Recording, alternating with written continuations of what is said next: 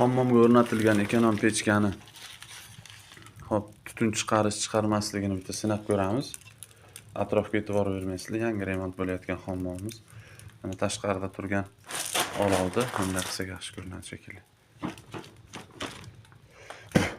O'chiryapmiz, tutyapti, tutunni tomosha qilinglar. Tashqaridagi tutunni mana ichkariga kirib ketish jarayoni. Akalar, yevro remont bo'lgan uylarga beryapmiz. Agar pechkamiz tutun chiqarsa, pullaringizni qaytib beramiz deb. Inshaalloh uyaltirmaydi degan umiddamiz. Hop. Vodiydan kelishi 1.400.000 ga kelyapti ekan pechka. Mana olovni ichkariga tortyapti. Bizda 1.250.000 so'm zakaz berib qo'yaverasizlar.